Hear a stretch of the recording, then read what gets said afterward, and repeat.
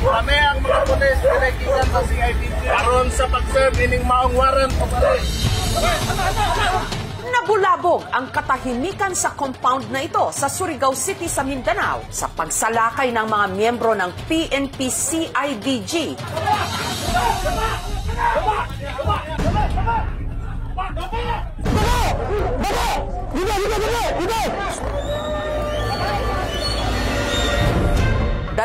Isang tao ang kanilang naaresto, kabilang na ang mga tumatayong leader ng grupo, sina Dato Adlaw at ang misis nitong si Bae Lourdes na nahaharap ngayon sa patong-patong na mga reklamo. Hindi nyo marespeto ang batas sa Panginoon! Ang compound kasi, headquarters ng religious group na FTGP o ang Federal Tribal Government of the Philippines na nagpapakilalang tunay na may-ari raw hindi lang ng Surigao kundi ng buong Pilipinas. Asa man ingon yung mga ancestral land, sir? Kini-intero Surigao? Surigao, tibuok Pilipinas.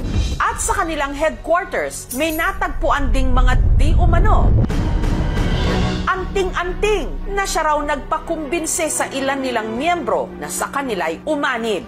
Kulintas kami para maluwas, pandipinsa sa yung magbiyahe. Ang sulod ato ng mga Latin, dili mabasa ng kaning Lunes, mabasa ra siya og Martes o Bernes, panggamot-gamot. Kamu mga bastos mo? Bastos na po ng mga namo ko. Ha? Matatandaan na nito lang nakaraang buwan, gumawa ng ingay ang grupo matapos ipadlak ng mga armado nilang miyembro ang ilang mga establishmento sa Surigao City na tumanggi raw magbayad ng hinihingi nilang buwis at pumirma rin sa mga dala nilang dokumento. Kamata kami? O illegality! Nagkuhan kami sa gobyerno! Nagkuhan na kami ng permit! Sa gobyerno! Nagkuhan na kami ng permit! Ang sari-sari store owner na si Jan na-trap matapos siyang ikandado sa loob ng kanyang tindahan ng mga tiga-FTGP.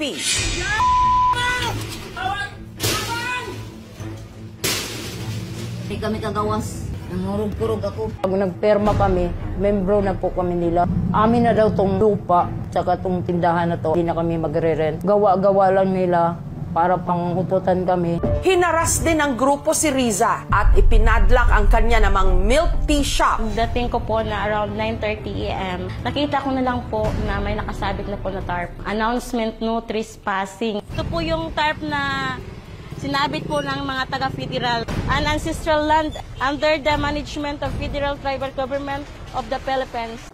Sina Jan at Riza, pati na ang iba pa nilang mga nabiktima, nagsampa ng kaso laban sa FTGP. Nag-file kami ng criminal complaint, especially yung alarm in scandal, malicious mischief, mayroon pang grave coercion, grave threats, may physical injury. Sa 12 na criminal complaints na na-file namin sa Surigao City Prosecutor's Office, 4 na kaso yon kung saan na-found out nila na may probable cause. Bukas ng umaga, lulusobin natin ang barangay dito.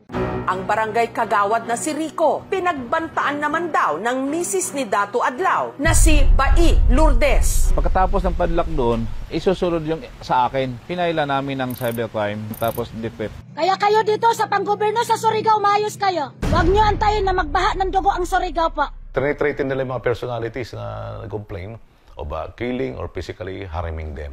Doon sa grave threat, 4 months up to 6 years. While sa libel is 6 months up to 4 years. Nais ding mabawi ni Rico ang lupa na kinatitirikan ngayon ng headquarters ng FTGP. Isa raw kasi siya sa mga legal na may-ari nito matapos niya itong mabili taong 2019. Illegal sila. Lahat ng mga papilis nito, sila lang gumagawa. Pinabayaan lang muna, gawa ng alam mo naman namin na mga light materials lang. Nitong February 18, inilabas na ng korte ang mga warrant of arrest laban kina Dato Adlaw, Bae Lourdes at sa mga miyembro ng FTGP. Nagkanda kami ng mission plan. Marami yung tao doon sa loob ng compound and we are expecting na mayroong resistance.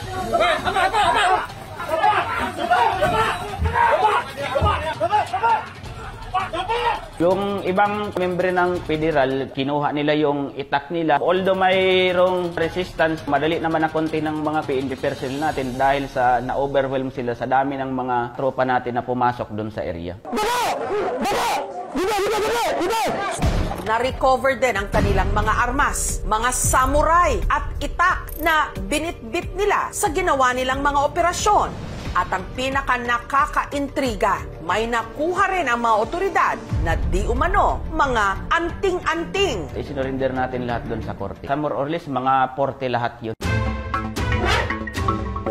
Ang compound ng FTGP tuluyan na ring dinimolish. Dito sila tumira. Sila ni Adlaw sa kasi bae, may kwarto sila na maliit dito. Yun ang kanila guard house. Bahay pa doon isa doon, lookout nila. Tipla sila, mga 50 more or less. Sa mga property owners, so they can coordinate with the Office of the City Building Official naman po para na masaayos. Mahihirapan kang paalisin yan pag marami na yan sila.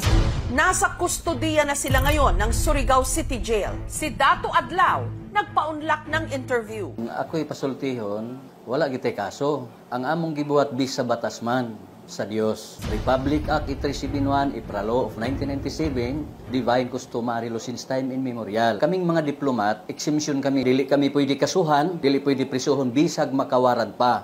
Tungod kita usab nga mga diplomatic, nga kita ang mga kaliwat sa atong mga hari ug mga reyna. Yung Federal Tribal Group of the Philippines ay hindi legit na mga indigenous peoples. Wala silang enough na documents to justify nga sila ay isang legit na mga indigenous peoples organization. Ma'am, nabunutan po kami ng tinik. Kami naman po ang magsabi. Ipadlock din po kayo. Masaya kami, ma'am. Nabigyan na ng justisya yung mga ginawa nila. Habang ang mga na-rescue nasa pangangalaga naman ng City Social Welfare and Development Office ng Surigao. Kabilang dito ang ina ng 2 sanggol na na-rescue. Sina Carmina at Angelica, hindi nila mga tunay na pangalan. Nakita kasi namin na merong 2 breastfeeding mothers. Kasi paano naman yung survival ng mga bata na nagbe-breastfeed pa rin sa 2 nanay. Enero nitong taon lang daw sila na-recruit matapos pangakuan ng kung ano-anong mga benepisyo, kapalit ng pag-anib sa grupo at pagbayad ng tinatawag nilang diplomat fee. Ang laong ni Bay Lourdes, magpa-diplomat kami, tapos tag 20,000 ang isa ka diplomat. Anak ko sa bugangan, gabaligya siya na niya kabaw, tapos bayad niya sa kuha ni diplomat. Sa loob din ng compound sila tumira. Painom kanilang tubig, tapos mag-ingon rin ng walang hanggan pasasalamat daw sa amo dato. Natingala lang ako kay yung balaos sa Diyos. Bali sa gobyerno, kuan expire na. Pero ang ilang mga pangako sa kanila, napako. Na ako no sila gipahimo nga balay nga kuan, yung simentado gyud. Kada isa ka pamilya, isa ka bubong, bahay kubo sa kilid ng baybay. At meron daw ibinigay na proteksyon sa kanila. Kulintas kami para ka maluwas, pandipinsa sa yung magbiyahe. Ang sulod ato ng mga Latin, dili mabasa ng kaning Lunes, mabasa ra siya og Martes o Bernes, panggamyon. Ang mister ni Carmina, ang isa sa mga nahuli ng pulis sa isang checkpoint na may bit-bit na samurai. Na-intercept sila doon sa may checkpoint. Pagtalo pa rin yung mga member man yun, mga threats. Nantod ko man lang taraw niya pasalig, pagawason ra niya nako ba na nga waray piyansa. Paman, hantod na, read na lang mi din, hawag akong kagawas ang ako ba na. Sakit gudagaw sa ako, kasing-kasing kay. Yay pa yung bata, duha ka gagmay pa. Kailangan tulungan ng mga pamilya para kahit o paano mai-adjust niya sarili niya, babalik sa tunay na realidad. At sumasali yung mga tao sa ganitong klaseng grupo dahil hindi nila nahanap yung kalinga at pag-aalaga na supposedly ibibigay sa kanila ng Estado.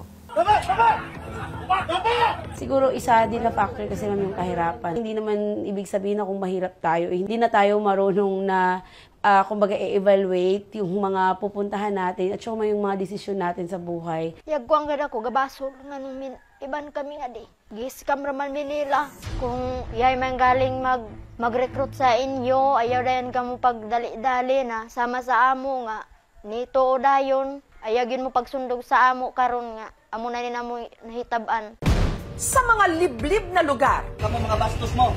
Bastos na po ng mga namo ko. Ha? Maraming mabilis maloko, lalo't hindi ito naaabot at nararating ng gobyerno na dapat sana nagbibigay sa kanila ng sapat at tapat na serbisyo.